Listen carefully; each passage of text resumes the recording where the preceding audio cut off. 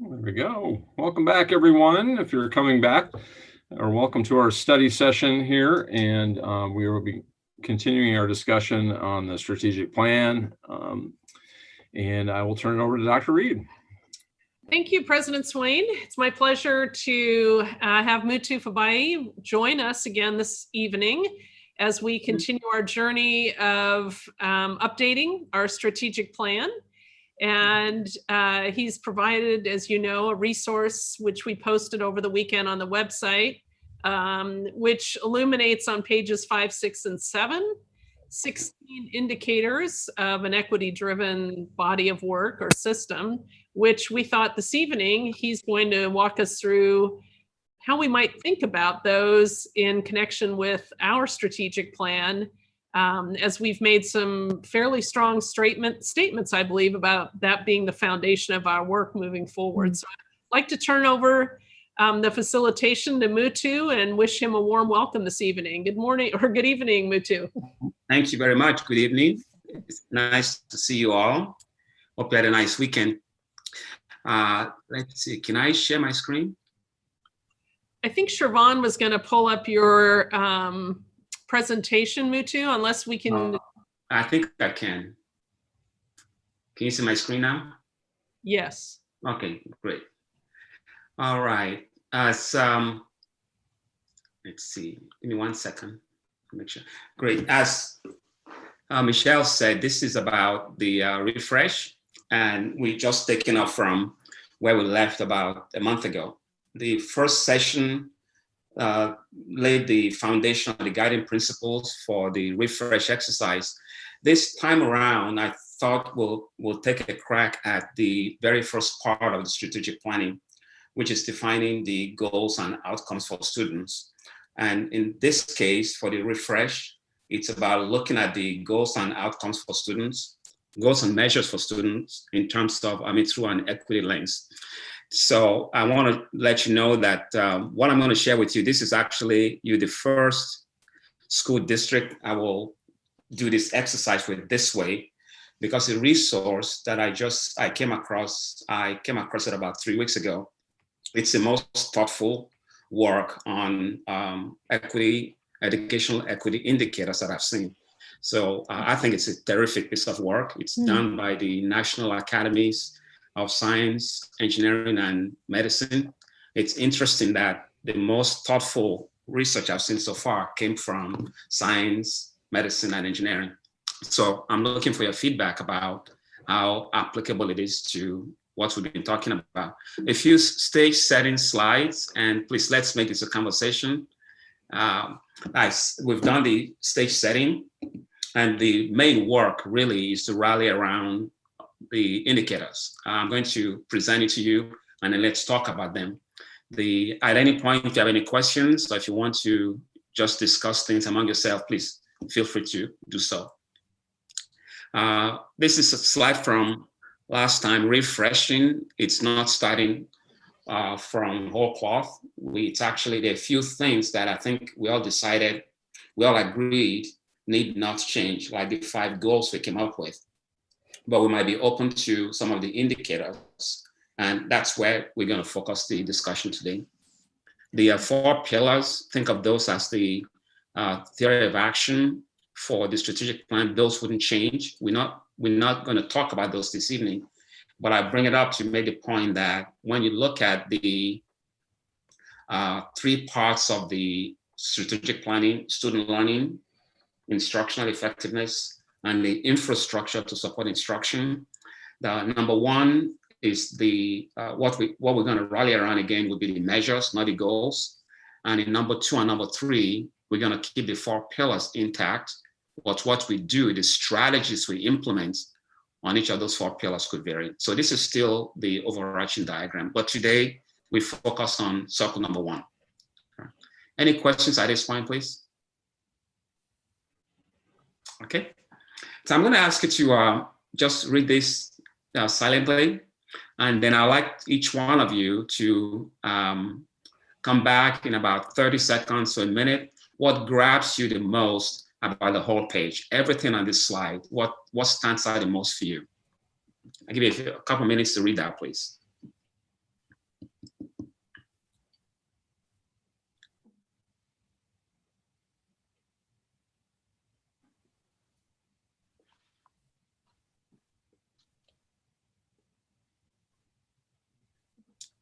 when we come back, I'd like to ask Jackie to start, Wow. if you don't mind, when you're ready. But whatever stands out for you about everything on that page. Well, the thing that jumped out at me, I mean, I was reading the paragraph thinking it was, absolutely relevant and pertinent to where we are today. But then I saw the date on the report at the bottom, like, oh, we're still there. Yeah. We're still there. But absolutely apropos. Great, thank you. How about Bob? Hello. Yeah, very profound. And then when you pop the date on it, it has a bigger impact. But I think the phrase of then education may become the means, which, puts a lot of, education is a big portion of the latter, if not most of it. And it puts a lot of responsibility upon public education and others to really go beyond what we have done in the past. We made some strides, but we obviously have a lot more. We have a long ways to go. Thank you. Amy? I'm trying to build on what everyone, because it was, what Jackie and Bob said, obviously popped up to mind. What it means by formal education, given the date, I found interesting. I don't know within this context, a high school education is what they were talking about. Might have been post-secondary. That was just kind of a wondering I had, because obviously, yeah, this seems like pretty logical, but depending what they mean by what a formal education is. Right. And Amy, the original report was actually, the commission was set up by President Truman. It was the first time a US president set up a commission about it. Any US president set up a national commission about education. Their original charge was higher ed, but their recommendations actually went down to the K-12 also. But the commission was on higher education initially.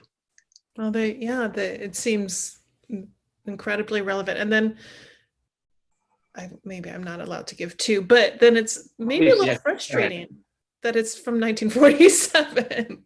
That's another observation, right? It's still a little too relevant. All right. Almost like what was written yesterday. Yeah. Sandy? Yeah, I'm with Jackie. I was reading it and I thought I was seeing 1997 down in the corner. And then when I got to 1947, then I was just annoyed. Thank you. David? Thank you, Mutu. I think one of the things that made me think was they talked about the ladder at the door of some youth and then, the ladder at others. And I wonder if maybe we've had a change since 1947 in the thought of now we work to educate every student. And I wonder even back in 1947, if the focus was that every student would be working with ladders. And maybe just even at that time, it was just some segments of students would be educated to the level. So I think that's another thing that's happened. Clearly, the fact that it was identified that long ago and we still do this work today shows that we have more to do, much more work to do. But I think part of solving problems is starting with an acknowledgement of there is something to fix. So I think we've reached that acknowledgement point. Thank you. Michelle? Yeah, I think for me, also sort of what is implied by educational opportunity. And I think that we spend a lot of time arguing about that, which lets us off the hook about doing something about it sometimes. What is enough for some and not all. And I just think that's a really slippery slope we have to get very clear about. And of course, deeply troubled by the 1947, because given where we are today in our country, even the deepening divides, I really see public education as the possible antidote for that, if we can do this very well. Okay, thank you. Any afterthoughts? Anybody else? Afterthoughts before we move on? Mutu, what do you think of when you saw it? I was blown away by 1947 also. I was really surprised. But then the Pollyanna in me also said, well, what we said we want to do is to build a more perfect union. So the fact that we're not there yet, means that's not necessarily bad. The story I've been telling myself these days and discussing with other folks is really how do we accelerate the pace of change?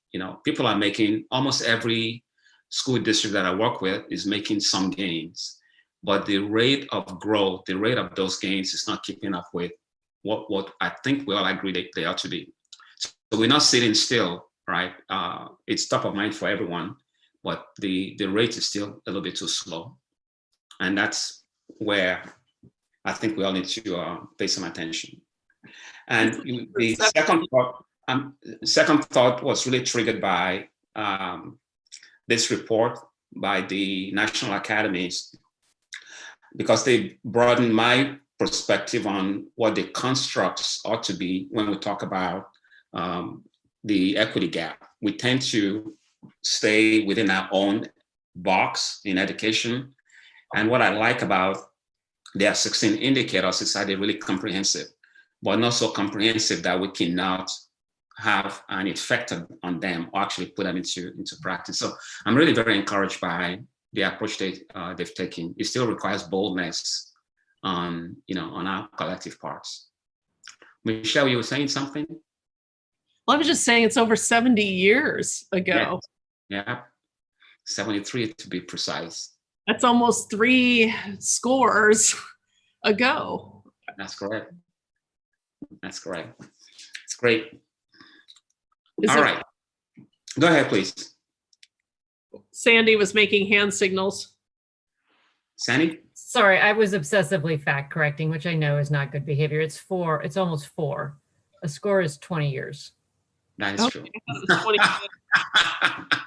It kind of reminds me of a famous speech. Yes. Thank you. All right. So now just taking a look at the current state, 5 goals that we all set in 2017, they're still very relevant. And in fact, one of them, number 3, is explicit about closing outcome and opportunity gaps. And that's almost precisely the language that's in this report, as you will see in a few moments. Those are the words that they use when they talk about equity gap also. And I just put this in from a strategic plan. For each one of those goals, we also define some specific measures. Today's conversation is about perhaps rethinking the metrics we're gonna commit to as part of the refresh. Most of what we have still makes sense. I think we have a few too many under each goal. I'll be suggesting that we narrow the measures considerably and maybe factor into the next refresh some of the ideas that will come from our discussion this evening. But directionally, we find 5 goals still, maybe we can fine tune the measures. Can I ask a question at this point, Yeah. Mutu? Please. So I have, and I'm not quite sure where this would fall in the scope of our refresh, but I have a general wondering. So the first goal, success in the early years, I think over the last several years, I've noticed a lot of support for the goal, but not a lot of utilization of the goal, if that makes sense, because of how the description is worded, I think, because it talks about through the end of 3rd grade. And so, but in terms of talking about that, I love the report. I definitely want to talk about the measures, but I'm just kind of wondering when I should bring that wondering forward. Yeah, I think this is a good time to do that. Okay. So the broad ideas, success in early years, responsible, resilient students, and so on, those still sound relevant, but the definition we have, Amy, I think is what you alluded to. Yeah. I think we have to talk about them before we move on. Yeah, no, I've just noticed over the years that the goal 1 has been picked up by our preschool programs and worked on, but I have noticed very few actual elementary schools picking up on it, which is just kind of surprised me. And so I'm wondering if that's because of how the description ended up being worded. If I might, I would share that my directive vis-a-vis our conversations was the last couple of years, every school had to select goal 3. In fact, we selected it for them. And then they could choose one other goal to focus on. So I think in the first year of their planning, they chose goal 2 because of the PBIS work. Right. And with the exception of Sorensen, and high schools by default chose goal 5 in addition to 3. So I wonder maybe where that is in the mix too, right? Like, so anyhow. Yeah, no, it was just an observation too. I don't know where to park it. Correct. I don't know if it's a reflection on the goal or how it's written or not. Maybe just not. Maybe like you were speaking, Michelle, it's just a factor of there's only so much time in a year to really focus on 2 goals well. And that's just kind of how it played out. Yeah. Another thought too. I was just going to add, maybe the thinking too for some is that goal 2 is a pathway to be successful with goal 1, that work needs to be focused on to help us be successful in the other goal. Yeah. Could be. If I could just comment too, I was kind of going down the same, we'll call it path, not rabbit hole, which is what I was thinking, but with respect to success in the early years and the need for, preschool and work in the elementary. If this is something we would want to say, for example, elementary schools, we need you to focus on success in the early years, for now. And also I was thinking if we're going to, I don't want to say cut down, but sharpen up the measures that we're using, perhaps it would be a little easier to focus on more of the goals for the different schools if we go there. I just think that the early years, in particular preschool, is just so critical to getting us the rest of the way through the other years that it would be worth focusing on. Yeah, might be a reflection of the measures. Yeah, that conversation. That's a good point, Jackie. Yeah, it's great. It's great. Amy, would you have, since we're talking about the definition or description of each one of those for goal 1, what comes to mind right away in terms of either orientation or bent or language for goal 1 that you'd like us to keep in mind? I don't know if I have any specific language. I just had a wondering if because the description ended for success by the end of grade 3, because that doesn't include 4th and 5th grade, that perhaps it might have not been, I don't know, within the scope of a lot of elementary schools' work, perhaps, since so many program adoptions are K-5, it just might have not been a good match for some of the work. Okay. That was a guess on my part. Okay. That's great. Thanks. Well, let me suggest we do that with the other 4 goals, real quickly. And even if you just want to park it for discussion later on, please take a look at the definition of, let me put another version on the screen. And let's just flag anything you want us to discuss today or later on. Okay, number 2. Basically, I'm asking you to look at the first column. Do they still work for you?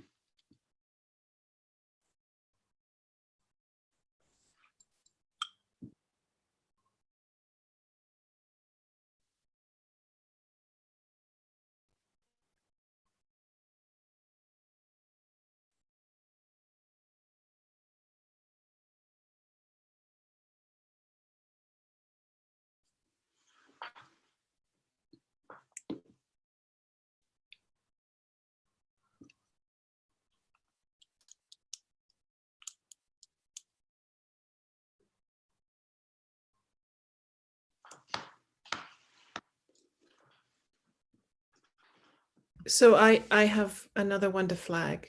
Please. So under the equity, this is kind of outside the scope again, I'm sorry. Under the equity means columns for goal 5, Yes. Washington State's career and college readiness graduation requirements might not be relevant still. I don't know what you think, Director Hayes, about that, but although it's lowercase c's, but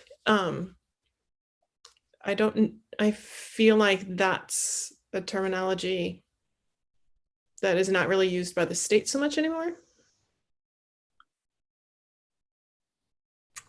Yeah, that's interesting, because I was gathering my thoughts on goal 5 as well.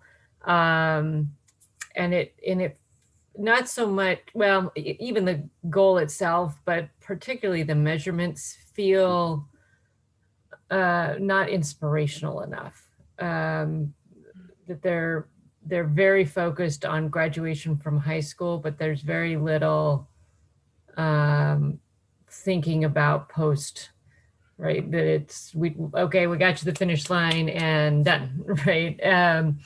There's nothing about us working on kids continuing with education or having trade skills. I mean, it really just doesn't it doesn't really feel like it's prepping kids for the second half of the 21st century. And I'm not quite sure the wording of the goal itself is inspirational enough to get us there. Okay. Great. Any other comments or suggestions, please? I'm taking some notes.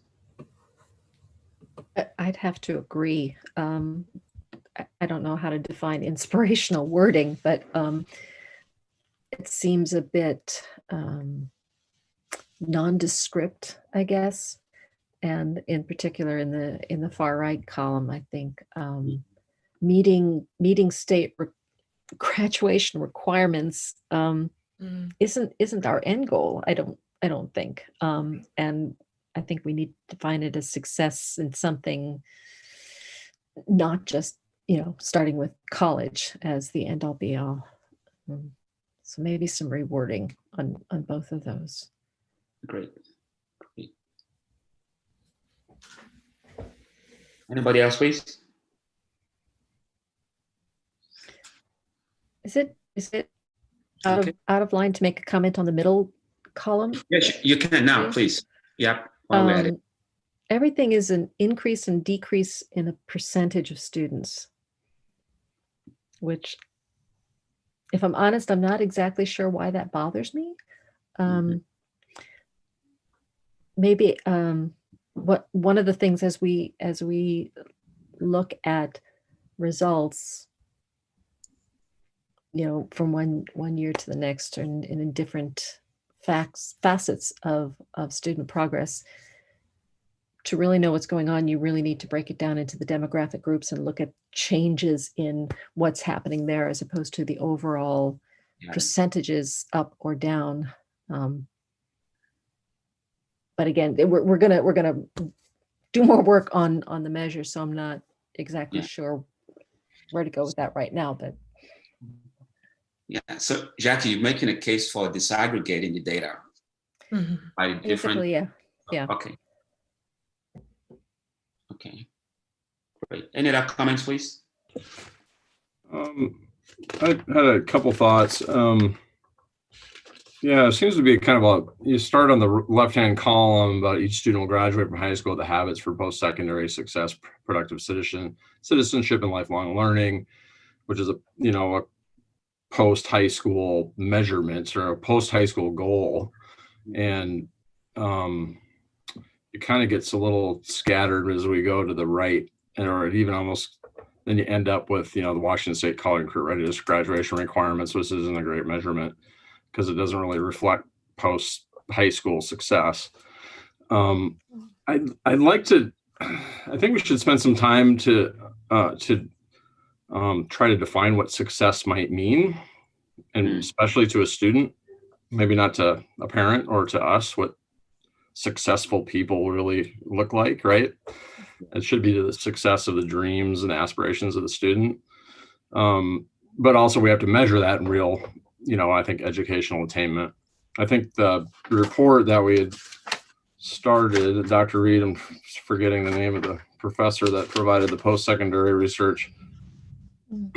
Stephen Gehring. Yeah, that was a great first step into really, because we really need hard data on where kids go after they leave, just really get a sense of, are they succeeding? We have some numbers of kids entering college. We have numbers of kids not finishing college.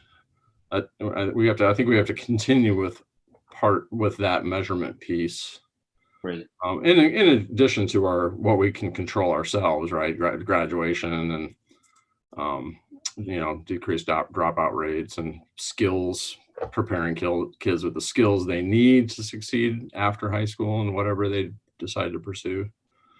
To me, this was a tough one because we don't have a lot of hard data post graduation. Because we do, or because we don't? Because we don't. We don't. I mean, we have some. They track it by an 8-year stretch of how many kids finished a certification program or a degree program within 8 years of graduating. We have that data. I think the most recent is from like the class of 2013, I guess. Oh, 15, maybe 15. A long time ago. Yeah. Well, I think that's why we're working with Stephen Gehring, because we're getting much more current data. I think each year of working with the strategic plan, which is why it's helpful to have these 5-year segments, is we refine our iterations so that we're able to capture, I think, the data. Each year we found more data points or ability to capture more. So I think Stephen's work will really be supportive, and we're planning to do that over the next 3 years. Yeah. Excellent. Bob, one thought you triggered for me. I forgot exactly what you said, but I'm looking at my notes. Will it be helpful for us to think about what the profile of a North Shore graduate is and get that down? Do we have something like that now? Michelle can probably answer that. I'm sure we have some kind of profiles of the percentages of kids. We do have that data of who goes to the military, who goes straight to the workforce. Oh, no, I'm thinking in terms of attributes. Oh, okay. What else a graduate of North Shore? What do they need to know, be able to do, and what kinds of dispositions should they, basically knowledge, skills, and disposition. Anyway, you just triggered that thought. Okay. We can come back to that. Thank you. Anything else about the goals? I've made some notes, especially about goal 1 and goal 5. Any other comments, please? Yes, Jackie. You actually physically raised your hand. Well, just wanted to make sure. I can't see everybody on my screen. Bob, also triggered for me. Well, actually, it's when you were asking about whether we have a profile of what a North Shore student or graduate looks like. I think if you look at the statement under number 4, goal number 4, that goes a long way for it. The other comment about goal 5 that I've always wondered about is how do you define readiness? I mean, the goal says our students will be ready for lifelong success. I mean, each student will have their own definition of success going forward, and it's not clear to me if we can really define whether or not a student is ready when they walk out our door, and it's going to be different for each student as well. That's great. Thank you. Anyone, any afterthoughts before we move on? Additional comments? Mutu, Yes, maybe David. I'll add in too. I also struggle with the word success for post-high school, because I think that really is, as Bob nicely pointed out, student defined. Everybody has an ability and is entitled to their own definition of a fulfilling life. And I think that using the word success just strikes more towards some kind of bar or judgment by some measure, when I think maybe it's more intuitive is what we're really getting after here. Good.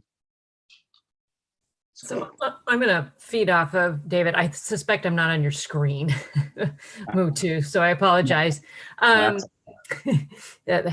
Zoom works. Yeah, so I was also struggling with the word success and very handily used the thesaurus on my computer. And I'm wondering if the word achievement, post-secondary achievements might get more, rather than us trying to define what success looks like, if we have achievements. So did they get an AA degree? Did they get a bachelor's degree? Did they start a business? Did they have a poem published? Did they perform in theater, right? And then it's what they're defining, and achievement, I think, is easier to define and quantify than success. Right, because the theory, when we worked on this, and I remember the days and days, Mutu, we spent on this for an entire year, some of the things that we felt were most important, we weren't sure how we could measure. Mm-hmm. And if we're going to actually hold the system accountable for achieving it, we have to measure something, which goes to Director McGordy's decrease percentages, right? Like we had to begin to figure out how to quantitatively capture, not just qualitatively capture some of these characteristics. And maybe we've gotten better at it today and can capture qualitative better. I'm not sure. Mm-hmm. Yeah. Okay. Any other comments, please?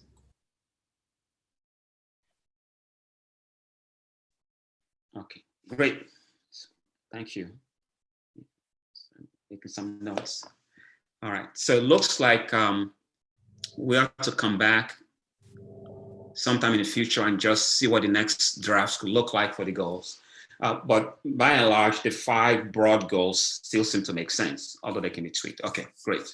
So now let's talk about those indicators. And I put a slide together just to, share with you my own journey in terms of getting a handle on equity. Once something becomes a major, it becomes part of the stuff we talk about every day in our profession in public education. It's very easy for it to mean lots of different things.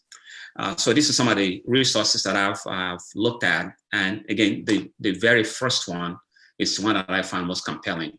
So I'm sharing that with you, so you know where my own bias is coming from, to the extent that it comes across. But that's the best of the lots that I've seen when it comes to indicators. This is another statement from that report. It's not a new idea, but they really talk about they make a big deal of the word differences. Again, it's a nuance. Again, not a really big deal, but so we're not talking about how many students will graduate, all students graduating. That is not an equity indicator in that sense, but they focus on differences that are measurable based on our students' outcomes, based on the students' demographic background or qualities, and also the opportunity to, what I call opportunity to learn, the conditions that students face. So that's a small twist there, this emphasis on the differences. That's where they're coming from. 2 types of indicators. This is not new. In fact, in the current set of goals and measures we have, these 2 are implicit. Goals 1, 2, 4, and 5 are very explicit about the outcomes piece. Goal 3 really attempts to address the equity issue, but we address them primarily based on outcome. The National Academies go a little bit beyond the outcomes, and what they did is to define 7 domains. And I'd like you to you see the very first domain. So based on all of their work, all these really brilliant folks around the country, the very first domain for them is the same as the goal 1 that we have, what we call success in the early years.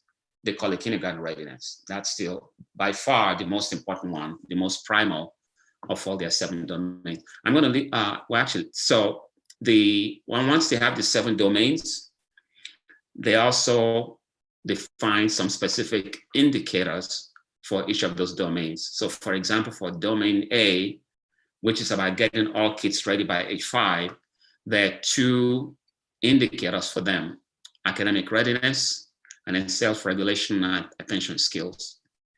I'm going to leave that slide on the screen, ask each one of you to, look through it. Then I'll call on you one at a time.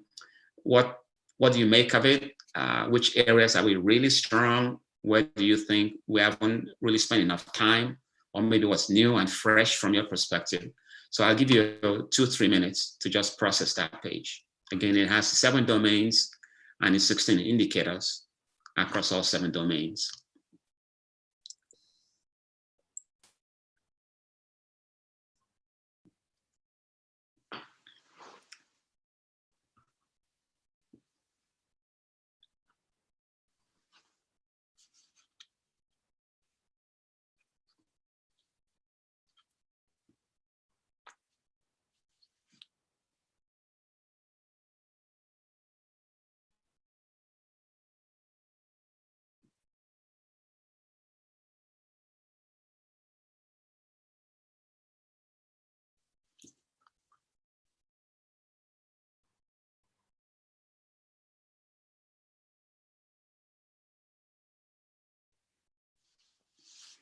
When we come back in about a minute, David, I'm going to start with you, please.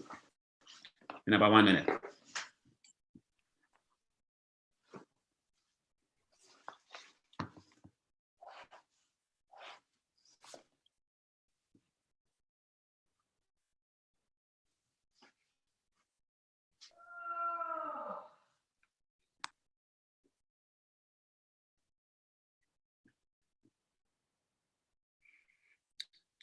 About 5 seconds.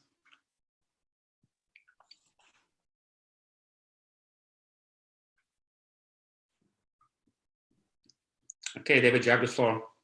Thank you, Mutu. Appreciate it. So when I reviewed the 3 pages from the document and saw how they were really pulling out and teasing out, what's different in the outcomes, it really resonated with me. And the thought is, if we really had a good handle on these 16 indicators, this would really be insightful in our work. I think right now we do a lot of maybe the domain ABC, where we look at something like a graduation rate of 95%, and that's fabulous for those 95% for sure. But a deeper question is, how about that 5%? Did they have all the exact same access to the same kind of supports and opportunities that all the other 95% that did graduate did?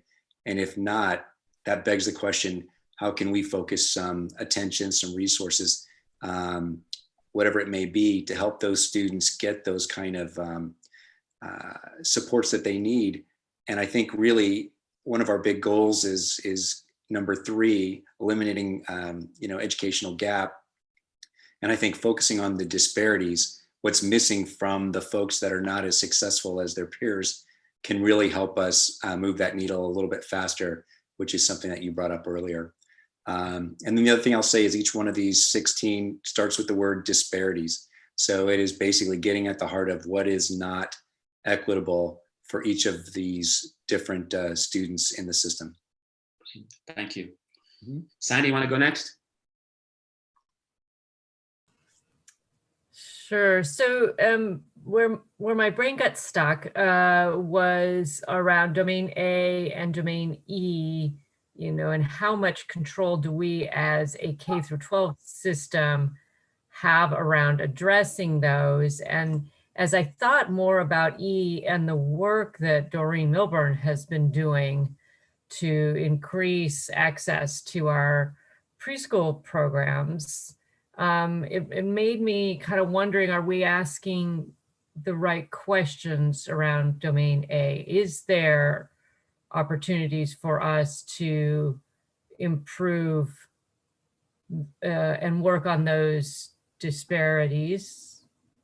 And are we just not asking the right questions, basically, is kind of where I was at with those. Thanks. Amy, you want to go next? Sure. Yeah, I'm I have some things that jumped out to me and some things that I'm still processing as well. Under domain B, I love the separation in performance in coursework versus performance on tests. I don't think that's called out enough, especially in kind of a summative paper like this. And I also, the thing that I'm pondering, some of these indicators, when I think about work within North Shore, might be hard to sum up in one data point. Mhm. So some of them are pretty easy on time graduation, pretty easy to sum up in one data point. Disparities in access to effective teaching might be a little trickier to sum up in one data point. And so that's what, just in terms of how then it translates onto our specific measures, might be something obviously we're chatting about. But in general, I like this. It was helpful for me how they separated out outcomes versus access, because in my mind, in doing a lot of the work, that often gets muddled. I think this is a helpful framing too. Thank you. Jack, you want to go next? Yes, thank you, Mutu. This is everybody else has already touched on a few of the things that I was thinking about, but a couple of things struck me when I was reading through these. Perhaps first, in domain ABC, the outcomes, it seems to me that there are a few places where we need to be careful about how we are measuring things like academic readiness, engagement in schooling, how you're going to measure that. I guess just to make sure we don't go down a subjective measurement, make sure it's the analytical person comes out in me. That's what I love so much too about the fact that it's all disparities. We need to be looking at the difference. We need to have something that's measurable, which I think we've been struggling with, is getting something that's a really good hard measurement of what the disparities are. But I also agree with Sandy, the early childhood education. I don't know how we would do it. I think we all need to work more on making sure all of our students have the opportunity for, let's say, preschool, so that they're ready to enter the school system. I don't know that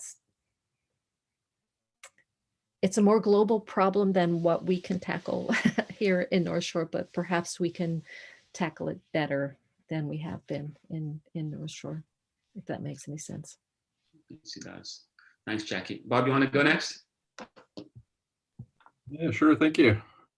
When I first read through it, a lot of things popped out of the work we've been doing, hunting for disparities, and I think that shows up in our equity work and other opportunity gaps, and so I think we've been digging and trying to find disparities, which is a good thing. But I like the way it's all laid out as a focus on each bullet point. I had the same thoughts on pre-K activities. One thing I really did like, though, is that in domain C, to go back to our post-secondary discussion, it says disparities in post-secondary readiness,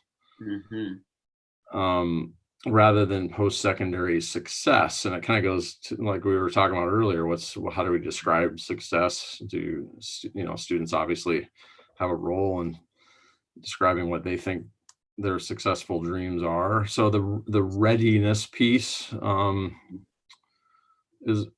that's a good one, because it's quite an accomplishment to graduate from high school, but it's not always the same for every student. So just because you graduated doesn't mean you're ready for anything, right?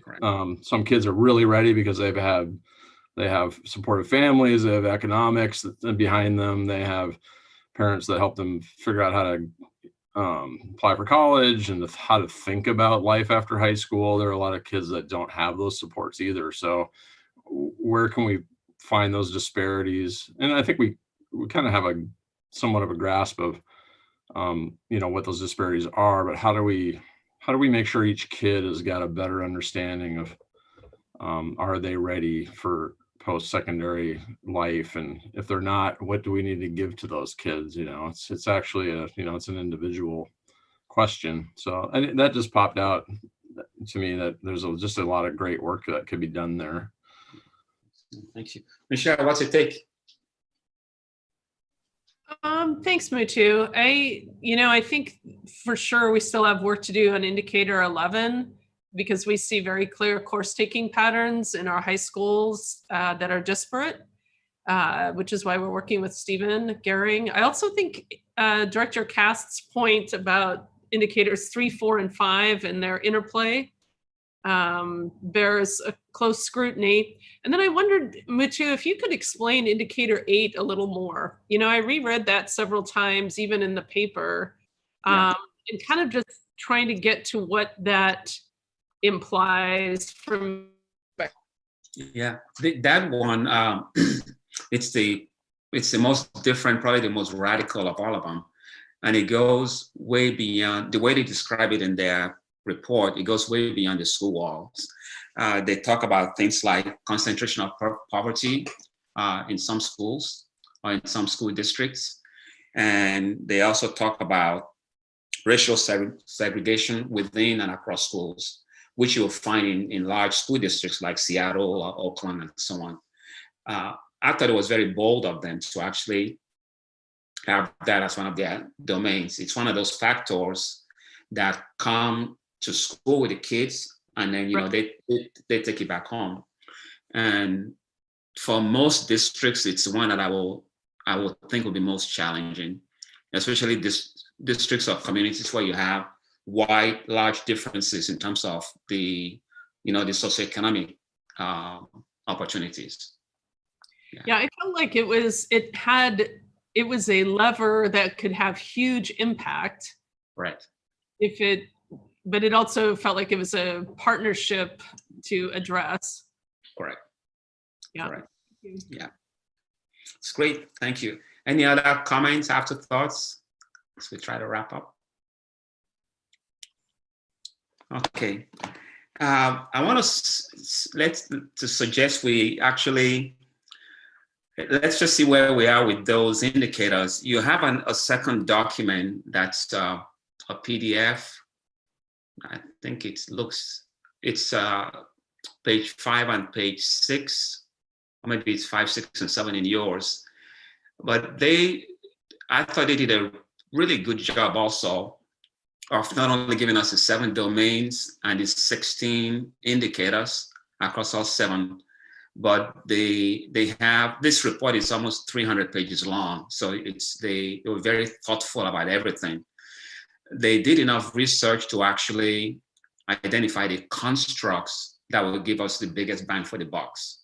So for example, for the kindergarten readiness, from their perspective, it's the reading and literacy skills, numeracy and math skills, self-regulation, and attention skills that matter the most. Now, those are just the ones that they recommend, and which one a district chooses to focus on will depend on your context. But I thought we could play just using their stuff, this page and the next page, which has all 16, as a backdrop or as your database. If each one of you were to just very quickly identify let's just say the top one where you feel we're really strong, not sure, and the ones that we find most challenging, or the one that could give us the greatest growth, where we need to put some work. So of those 16 indicators, what will be your top one? Well, let's say your top 2 across all 16. Top 2 strengths and top 2 challenges for us as a district. Okay. So look at the list from this page, and then let's just tabulate just to see where we are. It's a non-binding vote. So top 2 strengths, top 2 concerns.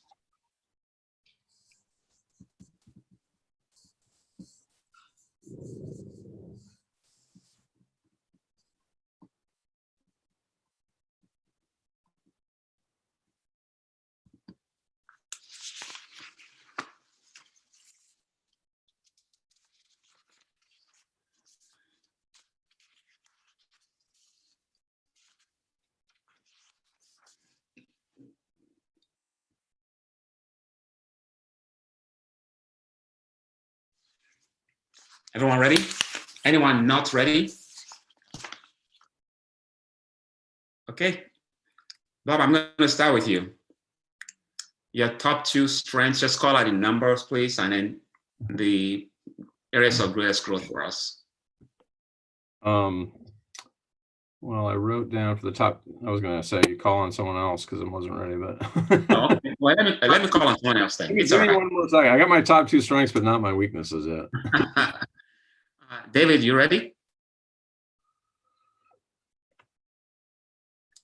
Mutu, I'm not ready, but I'd like to go anyway. I think what jumped out to me, not so much as a factual knowledge, but as a question, is some of the questions around the pre-K readiness from indicator number 1 and indicator number 9.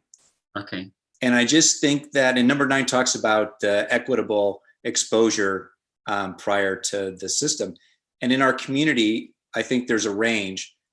And I guess my wondering is, how does that range compare? Yeah. And how does that set up our kindergarten students for success in the system? So those are wonderings that just jumped out. Okay. So would you, those are opportunities then? I think it's an opportunity for me to learn more. Is a focus on pre-K support critical to that goal 1 success in the early years, K through 3? Or as a community, are we doing good with our the exposure that families have, the opportunity that family have to raise their pre-K students and do daycare, perhaps families supporting the raising of those young kids, that they are ready for kindergarten in our community by and large? Or is there a real focus there that we could maybe put some energy into that could help some students along? Excellent, thank you. Mm-hmm. Annie? Hey, I'm still processing a bit too, but I had 9 down as a weakness too, but mostly because I'd like to know more. And then it's hard to pick. I have to say 13 might be a weakness in my book. Again, just from a data perspective, my gut tells me there's a prevalence of paid for tutoring and all that does give a lot of kids a lot of advantage. I'm thinking of SAT prep or even prep into high cap, right? That does give some kids an advantage. In terms of strengths, this is number 12.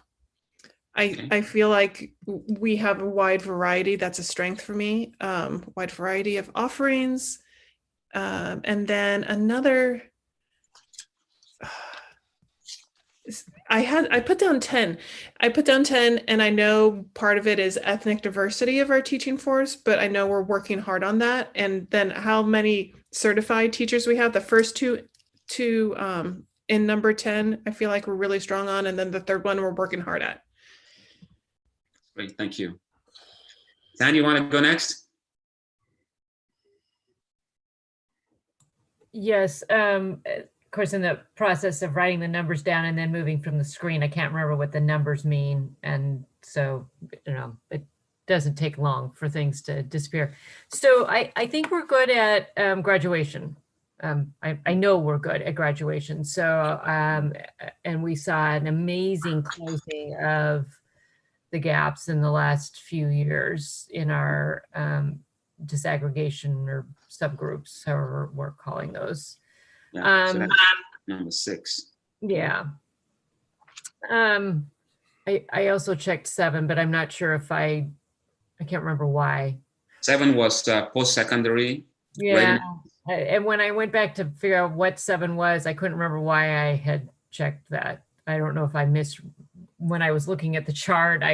Anyway, so we'll just put a pause on that. I'm going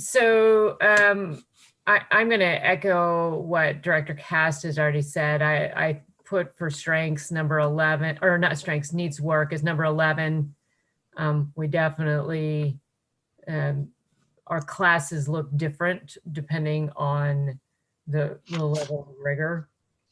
I did a 13/16 as my second, because I think they get at the same thing that Director Cast was getting at, is that our students, there are students in our district that have access to a lot of extras, whether it's SAT prep or tutoring or elite soccer or piano lessons or travel, all those things, and how to make sure the students that don't have access to that can compete.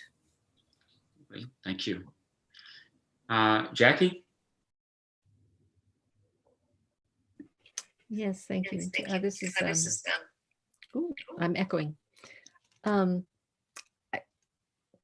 Well, for what we're doing well, number 10, for many of the same reasons that Amy and Sandy were saying, I concur with Amy completely that we have this terrific staff, really well experienced, and all of our students are exposed to that, but we really need to work on the diversity of our teachers, our teaching staff.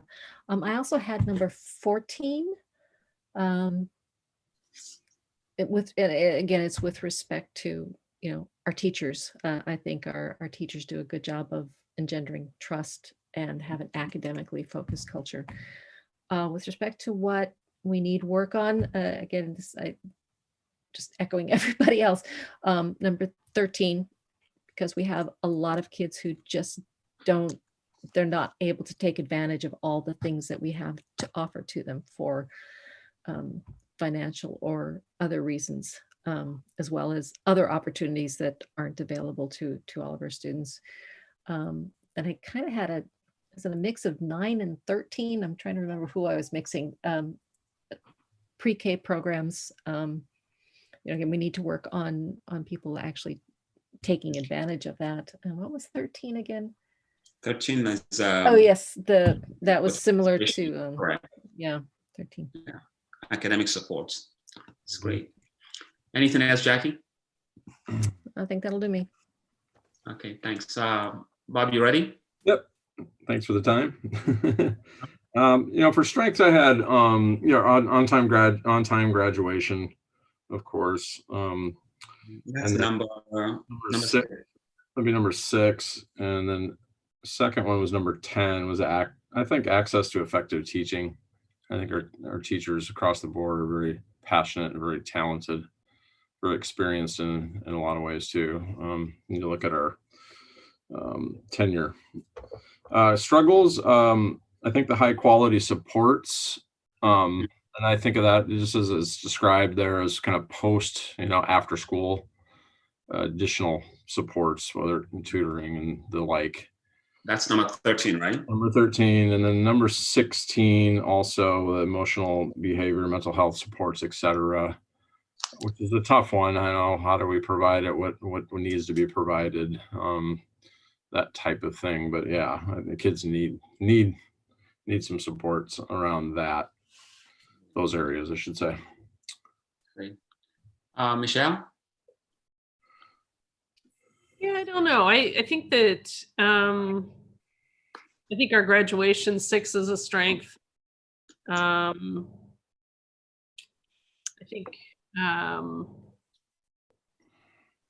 think the tutoring is a concern, but I'm struggling with solutions to that don't involve money.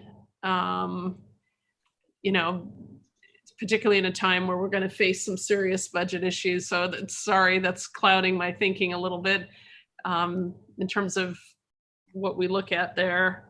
And then I'm kind of mixed on all the rest. So those would be kind of where I'd. Okay. All right. Thank you. Did that get everyone? Great. We're out of time also. We that there's some consistent patterns in terms of where you feel we're strong and what we can work on. And well, I guess I want to ask you, where would you like us to go? There's several ways we can take these broad ideas and actually begin to craft them as specific measures. In other words, get a bit more finer grain. And so that's one avenue. Or we could stay, we can stay broad, one more meeting and spend time on the goals. I'm not sure we can do both in 1 hour. Do you have a preference? Mutu, I think we also are planning to maybe do this exercise with cabinet and then maybe do it with ATM and talk about how to do it with other staff and students. I'm right.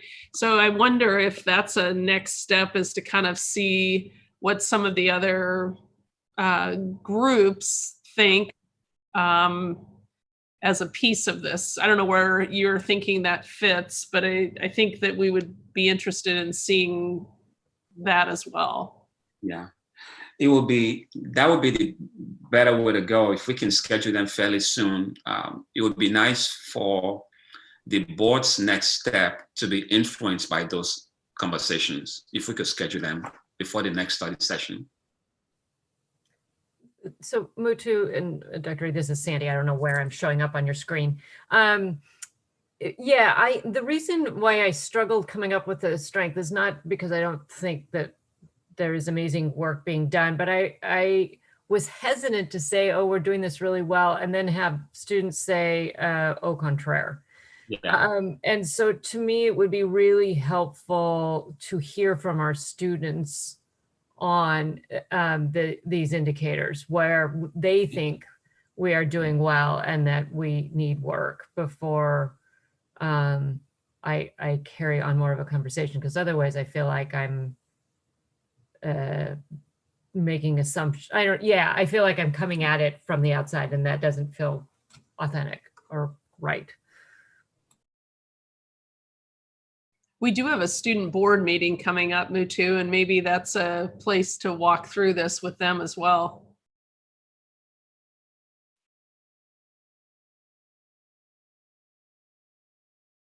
Did I freeze or did Mutu freeze? You guys aren't frozen. I think it's Mutu. I think it's Mutu. His time really is up. Yeah, right. Well, so I think that would be, as we schedule an opportunity for cabinet, ATM, our students, our teachers, paras, kind of take a system-wide look at these specific pieces, I think might be very helpful. Mm-hmm. The other thing I noticed as I was looking at these indicators and even reading it over the weekend, I think we have data we maybe aren't sharing because we don't realize how connected that data is to this work, like the self-regulation data that we talked about for early childhood. I know that Doreen and the team at Sorensen, the Ready Start courses, our new Head Start ECAP, they are doing a lot of that work, and I'm not sure we've put it in that context before. So just that's what I've been thinking about is anyhow, Mutu, are you back on? Or Siobhan, is he not on? So he's off. Maybe you can dial. Yeah, he's off. Okay, thanks, Siobhan. He's off. I'm trying to get him back. Okay. Oh. Good, Amy. In terms of the process that we're looking at for the refresh this year, I know that we're bringing this topic to conversations with the board. I'm wondering if that would be an opportunity maybe to get kind of a, I don't know what process, we'd want to talk exactly how the process would look, but make sure we get kind of some community input along these same lines too. I know there's obviously simpler, more complicated ways to get feedback. I don't know. We had a couple steering committees last time around. I don't know if that was envisioned, but just wondering how else to get some feedback kind of on a broader basis. So that was a great question, Amy. Could I ask a favor? Can we shut down the agenda so that we can see everybody's faces? We don't I need feel the like screen I've share got anymore. a sense of the agenda, and it would be more helpful to me to see the head nodding and the furrowed brows. Sure, thank you. Yeah. Sorry. And I think what we're, Mutu is, he's not going to come back on. So we're essentially, although, is that Mike Bailey on? I believe so. Looks like it, yeah. As Okay. Siobhan. As Ron. Anyhow, so I think we've got some steps that we might think about coming forward. And maybe we talk a little bit about that in the next 2x2s. Mutu says, thank everybody. He got bounced out of the Zoom room, so. I was going to say, follow up on what you were talking about, Michelle, about some of the measurements that we're actually doing, but we don't focus on or don't really go over, like you said, especially in kind of pre-K or even K through 3, because we know, each kid's they get their report card, and the teachers are sitting down with their parents and talking about attentiveness and all of that stuff. But it'd be good to see if we've accumulated it or put it into some kind of a some kind of a report on how the first grade class is doing at Arrowhead, or half of them paying attention, how them not, whatever the report card these days goes through, how they're prepared for their ABCs and all that. I don't think we see that stuff. I know it's being done though. So if we get maybe some more data in that aspect, would be helpful. I think Sorry, that's I really got helpful. sorry. Hello, Mutu. Hi. Well, why don't we plan on that then moving forward, and Mutu and I will debrief later this week and kind of talk about next steps. Okay. Thank you. Thank you all. Thank you, Appreciate Mutu. Appreciate it. You too. All right. Have a nice evening. Thank you. Thanks Yep. for going through all the work to come back. Yeah. Thank you. All right. Bye-bye. Bye-bye. Bye-bye. Do we have any other parting words or thoughts or anything for Dr. Reed before we adjourn? Well, I feel bad because Director Cass asked a great question, and I was stuck on my visual. So do you feel like whether you got your question answered or at least acknowledged? And it's something we can talk about. It was just kind of an overall process question. When we did this the first time around, obviously it was a much larger effort, but we had buckets of stakeholders, including students, including staff, and then the broader community, where there'd be, the schools foundation, or, folks, we have folks who are very engaged informally and formally. I don't know. So it was just a general process question, but we can dive into that later. Yeah, I think the idea is, because we're in a pandemic, and also because you usually run a couple cycles with the same plan. Mm-hmm. If you flip-flop every 5 years, you don't accomplish anything. And so one of the pieces around a refresh or an update is that we're not retooling everything, we're fine-tuning it, right? And so all the committees that we did in person for a year, I think we need to continue to seek stakeholder engagement, but it just will look different because it's much more laser focused. Yeah. But we can have whatever the board's wish is, really, is what we'll do. I think it's more the idea is not the one thing that happens, right? Like, is what we don't, well, how do I say this? It's making sense. It's like, I don't want to torture you. Like, so I was just a question in terms of the exercise that we just went through, it might be a little bit wonky for a lot of people, but maybe just some general feedback like that. I don't think we need to start re-editing the whole thing with everyone, but just some additional outside feedback perhaps. And we can maybe think about an authentic way to do that, because we don't want to take a bunch of feedback that we're not going to incorporate if we don't have time and it's not a proper, stage to do that. But just something to consider. I fondly remember when we got stuck and it was our students that led the way out Always to solve the problem. So I really want to make sure that they are a priority of the voices that we're hearing, especially since we can't really see what they're experiencing. And yeah, so I think that I really want to make sure that if we can only get and have the time and the capacity, that's the group that we prioritize that we're hearing from. Yeah, I think that's a good point. really good point. Yeah, there's some things that take time to like measure results because you have to accumulate data, but you talk to families and students and they'll tell you right then and right now whether last month was a good experience or not, right? Or what they're going through is good or bad. So I think it's good to have both probably ongoing, right? Our community feedback can help us pivot quicker sometimes than waiting for 3 years worth of data. I think you have to do both, but I think it's a great point to get more community feedback, especially directly from students. I just wanted to add, one of the things that intrigued me from the presentation was if it seems like we collect a lot of this data already for a lot of these metrics, which I think is great that we're looking at this, but I think in any system, there's going to be some tendencies of pulling out, what is it that folks that are not having success have in common.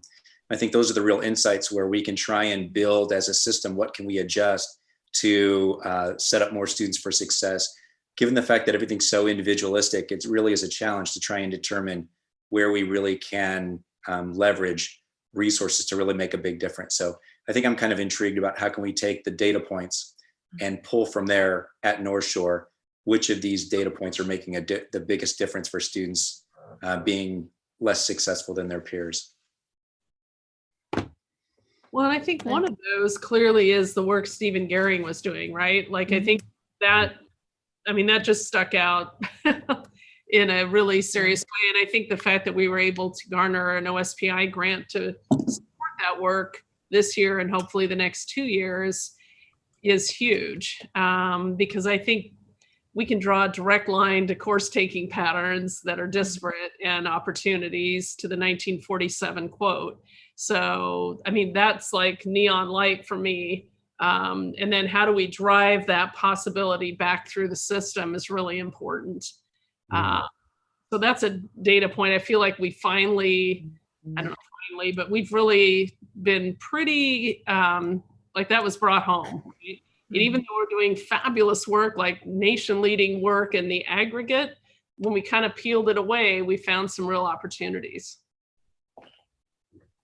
Also, I think I just wanted to, for me, the fact that this is coming from the Academy of Sciences and that it's focusing on statistics and absolute measurables is, I think, critical. And we have data. And if we look at it as Mutu has presented to us and as the report states as the disparities, I think in the long run, certainly we will begin to see the correlations as with Dr. Gehring's report to us. I'm particularly excited to look at the range that we have from early childhood education and preschool opportunities, and then how that correlates further down the line. That's a lot of years of work and correlating.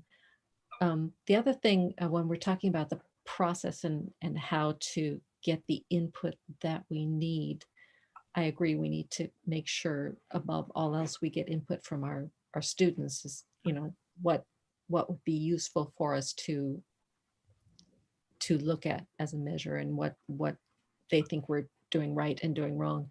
But the other thing that occurred to me was we have a whole list of conversations with the board to get feedback from the community on this topic. Based on our last one, I guess I'm not sure how much input we can expect during conversations with the board on this. I'm not sure that's why people come to those meetings. Well, and I wonder, it's something to think about. I think you're right, Jackie. And maybe we can be a little bit more targeted with our information requests. Instead of, I think we live and breathe the goals every day. We're so familiar with them. And so perhaps make it a bit more, less, throw up the goal on the board and maybe talk about, okay, let's talk about elementary school. Let's talk about, social, emotional, or innovation, or what, like maybe there's ways we can structure how we pose the questions to help pull out some of that information. Yeah, I think if we can, and what people do just by naturally is they talk about their own family experience, right? Their child's experience in elementary school, their child's experience in high school. I think even without putting the goal up with all the list of stuff, right? Because most people don't have time to read it, or don't read it before they get there because they have things on their mind they want to talk about. It's just to tell us about what the good and the bad, and what's been really good for your kid and helpful, and what's been more of a weak point. And we can take that information and we'll be able to extrapolate it and look at our goals, right?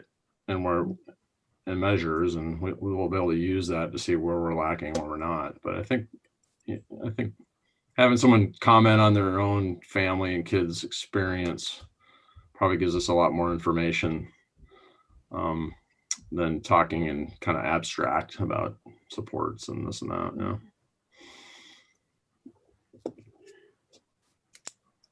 I don't know, maybe we can spend some time, if anybody's got ideas how we might structure our questions at, prior to our next conversations with the board.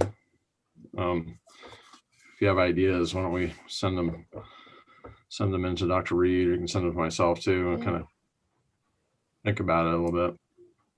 I think that, like, tonight we got a lot clearer on other possibilities. Having said that, to Director McGordy's point, sometimes there may be other topics people have an interest in as well. So just trying to make sure we make space potentially for both. But I think tonight's descriptors provide a little more guidance to our ability to ask questions, maybe. Yeah. The pushback a little bit on President Swain. I think having the goals as bumpers, I'm thinking of the bowling lane, right? Just to keep swim lanes. Yes, the cover. I know there's a more eloquent way to put that, but that's just so that we keep the comfort in. And we always have that third question of what brings you here tonight. Yeah.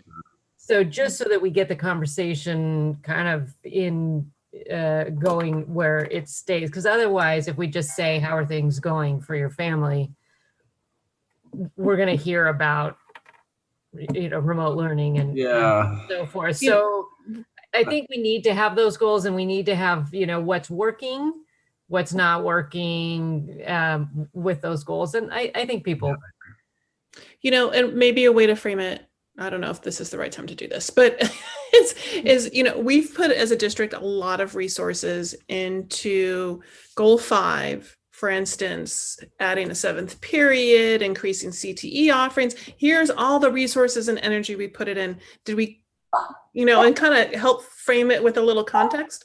Did we move the dial? Like, for your family, for your student, do you think we moved the dial at all? Should we, is it working? Should we sustain it? So maybe just help provide context with what we've done the last couple of years might help. I don't know. No, that's a great idea. I mean, I don't disagree with you, Sandy, about context. Definitely have to have context. And to have them just put their experience within the context we're looking for. Yeah, exactly. Yeah, I agree that yes, with their personal story, that's why they're there, right? That's why they come to us, just to share that. But I'm a little worried about how's it going? Right. Might, Well, and that is the third question. we might end up in the other bowling lane. I agree. Any other thoughts? All right, I guess we have 2x2s coming up. Well, we always think of things right after we get done with the meeting that we want to talk about. So, Dr. Reed, have anything else for you, adjourn? No, I just think it was a fabulous conversation. And I think each time we talk about it, it's going to get a little clearer and a little clearer. And just appreciate your kind of foresight and thinking about the importance of staying the course and Zeus agrees. Staying the course to make meaningful material change in a system that's been entrenched for 70 plus years. Mm-hmm. Okay, well, we look forward to re-engaging and continuing our conversation. And I guess our meeting is adjourned. Take care, everyone. Thanks, everybody. Night, everyone.